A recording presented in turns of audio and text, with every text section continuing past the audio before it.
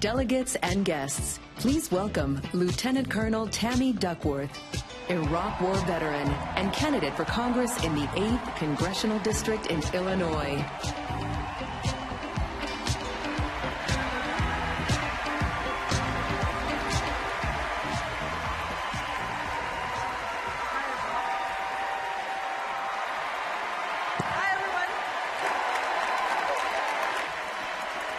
My name is Tammy Duckworth. I'm running to serve Illinois' 8th Congressional District. My father served in the Army and the Marine Corps. Hoorah! A Vietnam vet, his family has worn our nation's uniform since the American Revolution. My husband is an Army officer, and my brother saved lives in the Coast Guard. My mom is Thai and Chinese, and she proudly became a citizen in her 50s. Dad's work took us all over the world until he lost his job. It was a tough time. We used up our savings, moved into a studio apartment. But our family did the responsible thing, and we rolled up our sleeves. Mom took in sewing. My 55-year-old dad kept looking for work. But at 15 years old, I was the only one with a job after school for minimum wage. Thank God for the food stamps, public education, and Pell Grants that helped me finish high school and college. In time, we pulled through.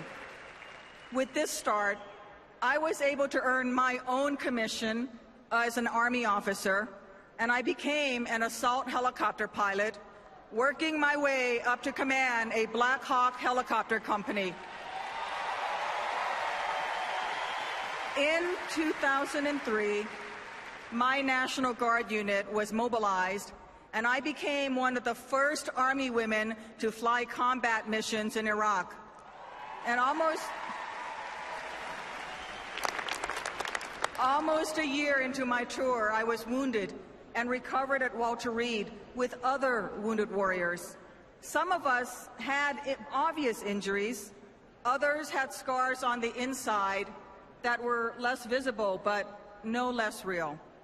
At the hospital, I realized my new responsibility to honor the buddies who saved me by serving our military men and women. And I became the director of the Illinois Department of Veterans Affairs. We led the nation in screening for traumatic brain injury and post-traumatic stress. And we created a tax credit for Illinois businesses that hire veterans. Then, President Obama asked me to help keep our sacred trust with veterans of all eras at the U.S. Department of Veterans Affairs. We worked to end the outrage of veterans having to sleep on the same streets they once defended. We improved services for female veterans. And I reached out to young vets by creating the Office of Online Communications. Barack Obama has also lived up to his responsibilities as Commander-in-Chief, ending the war in Iraq, refocusing on Afghanistan, and eradicating terrorist leaders, including bin Laden. President Obama pushed for fairness in the military, listening to commanders as we ended Don't Ask, Don't Tell, and on how to allow women to officially serve in more combat jobs. Don't you think it's time that we stopped being surprised that America's daughters are just as capable of doing their jobs and defending liberty as her sons?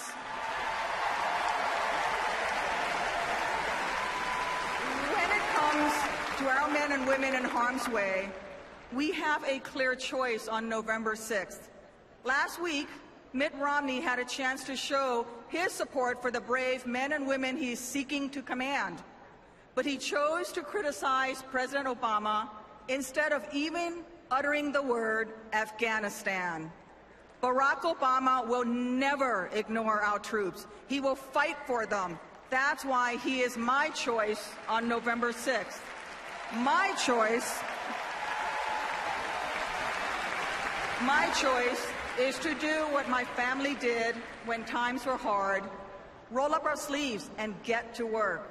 My choice is to do what my crew did for me in a dusty field in Iraq.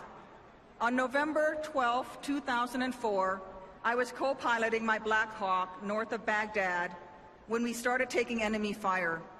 A rocket-propelled grenade hit our helicopter, exploding in my lap, ripping off one leg, crushing the other, and tearing my right arm apart. But I kept trying to fly until I passed out.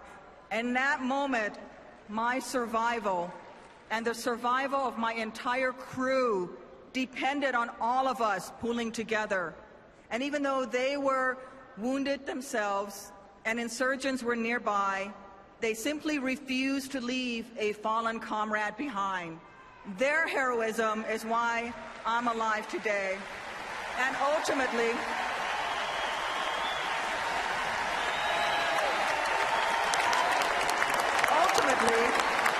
that is what this election is about.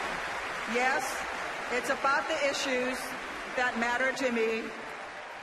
Building